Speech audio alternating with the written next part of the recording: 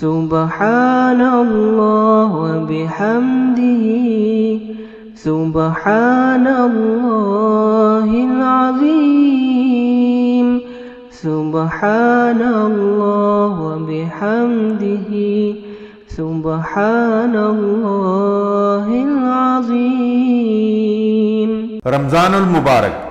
رمضان المبارک کی نورانی اور پاکیزہ ساعتیں عالم افق پر سایہ فگن ہیں۔ رحمتوں اور برکتوں کا نزول بے حد و حساب جاری ہے۔ رمضان المبارک کی سب سے اہم فضیلت اور برکت یہ ہے کہ اس مہینے میں اللہ تعالیٰ نے قرآن مجید نازل فرمایا، جو کل انسانیت کے لیے نہ صرف خیر و برکت کا موجب ہے بلکہ ایک مکمل ضابطہ حیات اور سرچشمہ رشد و ہدایت بھی ہے۔ آسمانوں کے دروازے کھول دیے گئے ہیں، جہنم کے دروازے بند کر دیے گئے ہیں اور شیطان زنجیروں میں جکڑ دیے گئے ہیں۔ اللہ تعالیٰ پکار رہا ہے، دوڑو اس کی رحمت اور مغفرت کی طرف، توبہ کر لو۔ حضرت ابو ہریرہ رضی اللہ تعالیٰ عنہ روایت کرتے ہیں، فرمایا نبی کریم صلی اللہ علیہ وسلم نے کہ اگر کسی شخص نے رمضان کا ایک روزہ بھی بغیر کسی رخصت کے یا کسی مرض کے چھوڑا تو وہ ساری عمر کے روزے رکھ لے، تب بھی وہ اس کی قضا نہیں ہو سکتے۔ یہ حدیث ہمیں ترمذی میں، ابو داؤد میں، ابن ماجہ میں، مسند احمد میں اور بخاری میں ملتی ہے۔ اس سے مراد یہ نہ لی جائے کہ ایک روزہ اگر کسی فرد نے بلا کسی شرعی عذر کے چھوڑ دیا رمضان المبارک کا، اور اس کے بعد اگر وہ قرض قضا کر لے تو وہ قضا پوری نہ ہوگی۔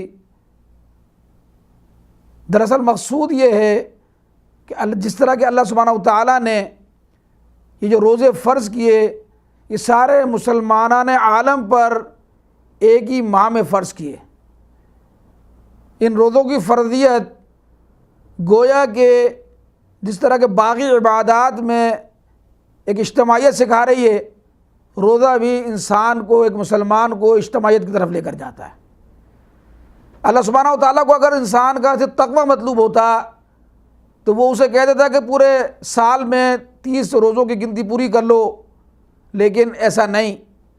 ہم دیکھتے ہیں کہ دنیا کے تمام بسنے والے مسلمان، چاہے وہ امریکہ میں رہتا ہو، وہ پاکستان میں رہتا ہو، وہ انڈیا میں رہتا ہو، وہ بنگلہ دیش میں رہتا ہو، وہ سعودی عرب میں رہتا ہو، وہ آسٹریلیا میں رہتا ہو، افریقہ کے کسی ملک میں رہتا ہو، غرض دنیا میں جہاں کہیں بستا ہے، وہ سارے کے سارے اسی ماہ مبارک میں اپنے روزے رکھتے ہیں۔ ایک اجتماعیت کا احساس پیدا ہوتا ہے، ایک یکسوئی پیدا ہوتی ہے۔ اور اگر اس کیفیت میں انسان، کوئی بھی مسلمان بلا کسی شرعی عذر کے ایک روزہ بھی چھوڑ دے تو گویا کہ وہ پوری عمر روزہ رکھتا رہے تو اس ایک اکیلے روزے کی روح کو نہیں پہنچ سکتا۔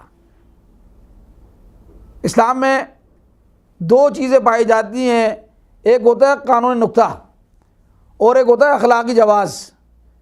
قانونی نقطہ تو یہ ہے کہ اگر کسی نے ایک روزہ چھوڑا اور وہ اس روزے کی قضا کر لے گا تو وہ روزے کی قضا ہو گئی اس کی، یہ تو قانونی طور پر اس نے کام مکمل کر دیا۔